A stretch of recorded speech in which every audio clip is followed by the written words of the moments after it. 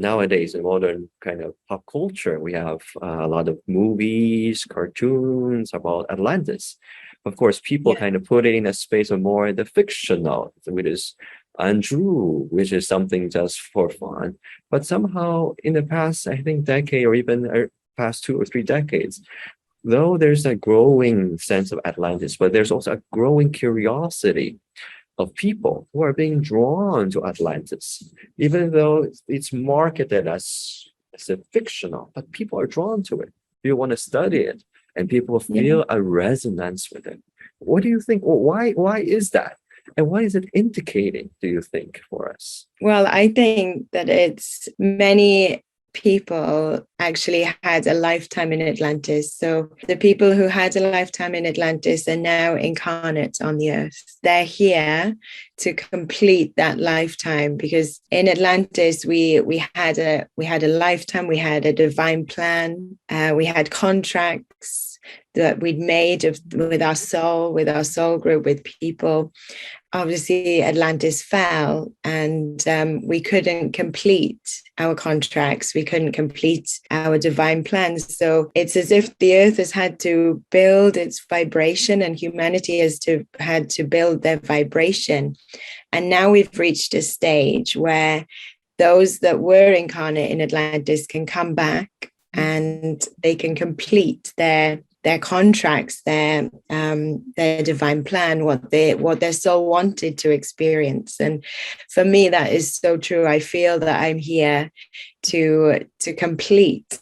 In Atlantis, I had the temple, and I was guiding people spiritually. And I feel that in this lifetime, I'm guiding the same people. They're coming to me to be guided spiritually to achieve their goals. And it feels like everyone that I connect with is from Atlantis. So I think that's why there's it's like a magnet drawing us to it, because we have this almost inbuilt energy that we need to complete our divine plan. But there's also this other side, that in Atlantis, there was a battle between technology and power. You had technology and power on one side, and you had spirituality, connection with the creator, peace, meditation on the other side. And there was this battle. To some extent, we're seeing that again today. Technology is advancing so much, and we are also advancing spiritually so much. What didn't happen in Atlantis was that there was a balance. We didn't find the balance between where we could use technology but also be spiritually connected. For me, that's what I think is the kind of humanity's goal, and for this generation, this lifetime, is to gain that balance. And it would mean that technology is developed in a spiritual way. Our spiritual reality is supported by technology as well. So it's about us finding the balance between those two areas, and also power, the power outside of us and power inside of us as well. So for me, that's why I feel everyone's interested in Atlantis or drawn to it. And also because we have wounds, again, that we need to heal to unlock the wisdom that we had then, also to progress spiritually now at this time. Exactly.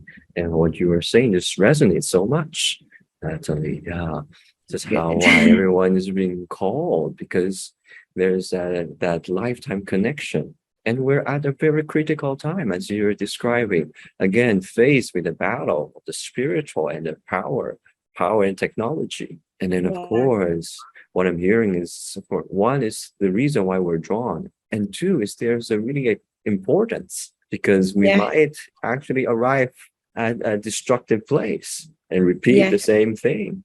That's true. Yeah. It's possible that we could, repeat the same cycle. I don't think it will happen.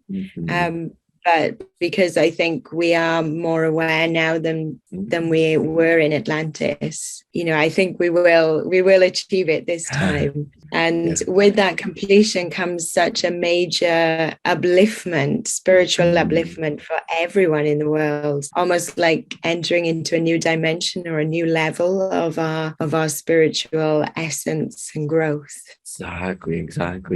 And what you just said was so interesting, Natalie, the uplifting. And can you speak a bit more on that?